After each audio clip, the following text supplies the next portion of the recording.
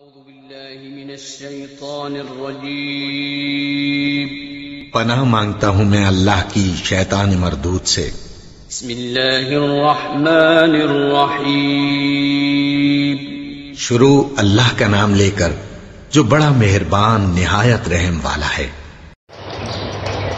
أعوذ بالله من الشيطان الرجيم بسم الله الرحمن الرحيم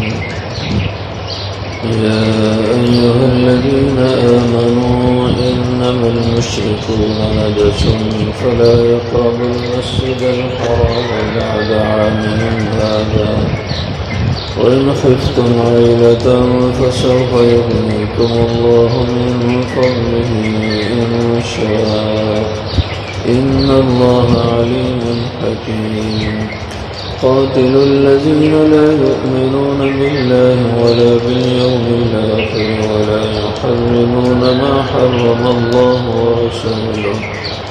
ولا يدينون دين الحق من الذين أوتوا الكتاب حتى يعطوا الجزية عن يد وهم صاغرون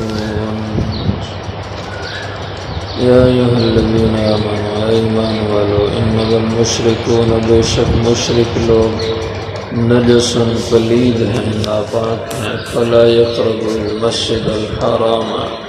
بس نہ یہ قریب آئیں مسجد حرام کے بعد عامہم ھذا اس سال کے بعد وَإِنْ خِفْتُمْ عَيْلَةً اور اگر تمہیں ڈر ہو تنگ دستی کا فقر کا فَسَوْفَ يُغْنِيكُمُ اللَّهُ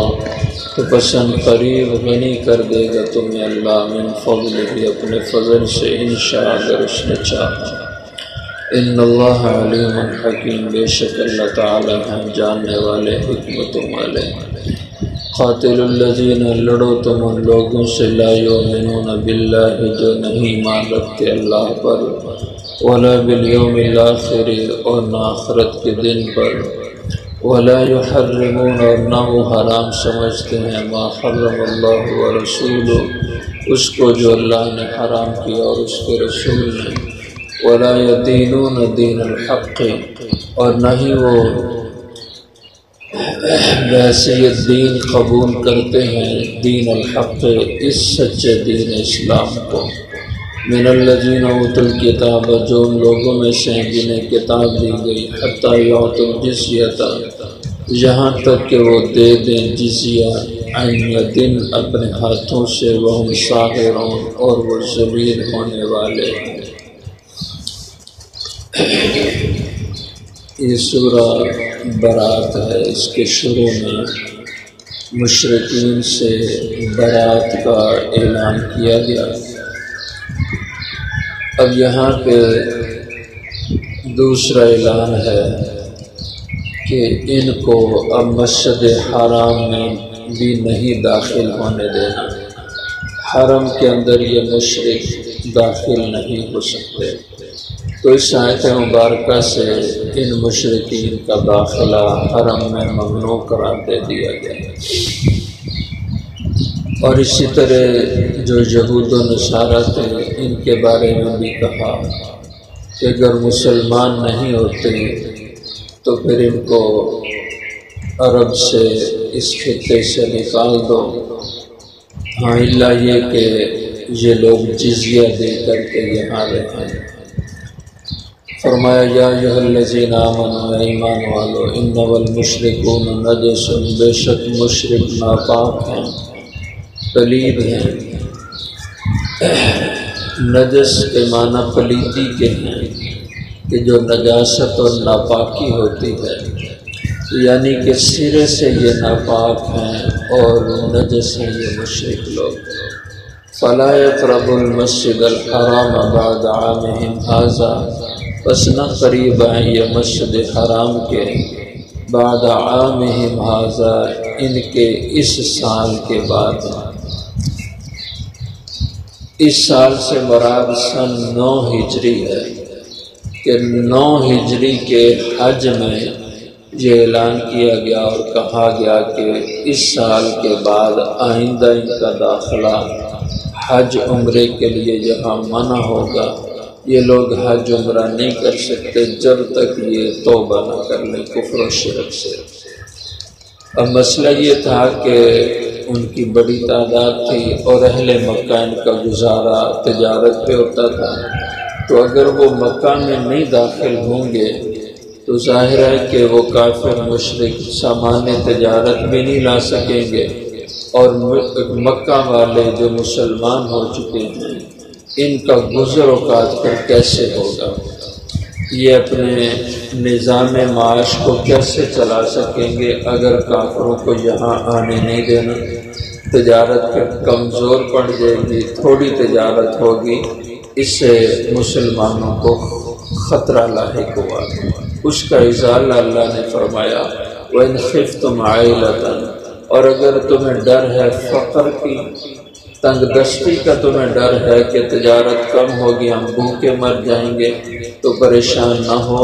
فَسَوْفَ يُغْنِيكُمُ اللَّهُ مِنْ فَضْلِهِ، پس ان قریب تمہیں اللہ غنی کر دیں گے، مالدار کر دیں گے، من فضلہ اپنے فضل سے، انشاء اگر اللہ نے چاہا۔ ان اللہ علیم حکیم، کیونکہ رزق اللہ کے ہاتھ میں ہے اور وہ رزق کے اسباب خود پیدا کر دیتا ہے۔ تو ایک سبب ان مشرکوں کی تجارت ہے، یہ اگر بند ہوئی تو اللہ اور کئی اسباب تمہارے لیے پیدا کر دیں گے، اس لیے کہ ان اللہ علیم حکیم، بے شک اللہ جاننے والے ہیں، سب کے احوال کو جانتے ہیں کہ اس نے کیسے کیا کرنا ہے۔ تو حکیم حکمتوں والے بھی ہیں، وہ اپنی حکمتوں سے جتنا چاہتے ہیں کسی کو دیتے ہیں۔ قاتل الذین لا یؤمنون باللہ، لڑو ان لوگوں سے جو نہیں ایمان رکھتے اللہ پر، ولا بالیوم الآخر، اور نہ قیامت کے دن پر ایمان رکھتے ہیں، ولا یحرمون ما حرم اللہ ورسولہ، اور نہ وہ حرام سمجھتے ہیں اس کو جو اللہ اور اس کے رسول نے حرام قرار دیا، یعنی جو شریعت کی حرام کردہ چیزیں ہیں ان کو وہ حرام بھی نہیں جانتے، چونکہ جو اللہ کی حرام کو حرام نہ سمجھے یہ بھی ایمان کے منافی ہے، ایمان اس سے انسان کا جاتا رہتا ہے۔ ولا يدینون دین الحق، اور نہ ہی وہ قبول کرتے ہیں بحیثیت دین کے، دین الحق کے، اس سچے دین کو، اسلام کو۔ اور یہ لوگ ہیں من الذین اوتوا الکتاب، ان لوگوں میں سے جنہیں کتاب دی گئی، یعنی یہودی ہیں جس سے مراد عیسائی مراد ہیں،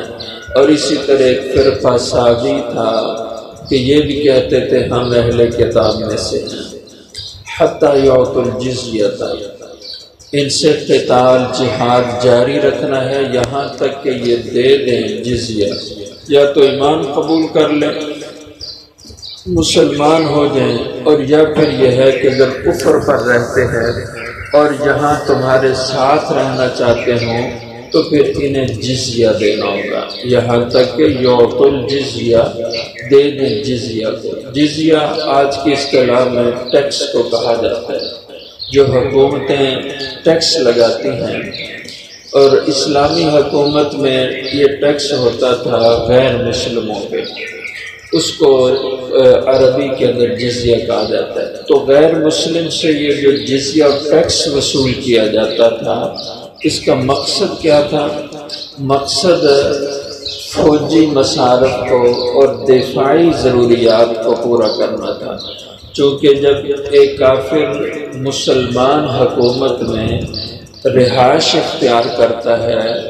اور اس ملک کا باشندہ بنتا ہے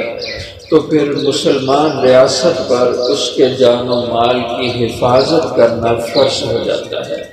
تو یہ جو حفاظت ہے اور یہ جو سیکورٹی کے اخراجات ہیں، فوج کے مصارف ہیں، یہ سارے کے سارے مصارف یہ پورے کیے جاتے ہیں مختلف ٹیکسوں سے۔ تو غیر مسلموں پر ٹیکس اس مد میں لگایا جاتا تھا، اور اسلام نے اس ٹیکس کے نظام کو بھی آسان رکھا۔ اور کتنا آسان تھا؟ ایک کافر جو تندرست، توانا، طاقتور، جوان ہے، صرف اس پہ ٹیکس ہے۔ جو بوڑھا ہے، عورت ہے، بچہ ہے، اس پہ ٹیکس نہیں تھا۔ جوان پہ، کمانے والے پہ ٹیکس تھا، اور اس میں بھی درجات تھے۔ امیر پہ پورے سال کا جو ٹیکس تھا وہ 48 درہم تھا، اور جو متوسط تھا پورے سال کا ٹیکس اس کے ذمے 24 درہم تھا، اور جو غریب ہو تو اس کے ذمے صرف 12 درہم پورے سال کا ٹیکس تھا۔ اب یہ کوئی ٹیکس نہیں اس کو سمجھا جا سکتا، یہ بہت معمولی قسم کی رقم بنتی ہے۔ دن یہ اپنے ہاتھ سے دیں، وہم صاغرون، اور یہ ذلیل ہو کر یعنی تابعدار ہو کر کے رہیں۔ یہ نہیں ہو سکتا رہیں اسلامی حکومت میں، مملکت میں، اور سازشیں بھی اسلامی حکومت کے خلاف کریں اور شرارتیں اسلام کے خلاف کریں،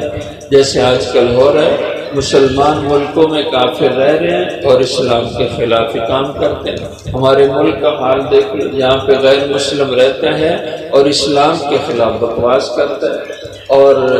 حضور صلی اللہ علیہ وسلم کے خلاف، اللہ جل شانہ کی ذات کے خلاف، صحابہ کے خلاف، تو یہ اس کی اجازت اس کو نہیں ہے۔ اس لیے فرما دن وہم صاغرون، اپنے ہاتھ سے دے، تابعدار ہو کر کے اسلامی مملکت کے اندر رہے،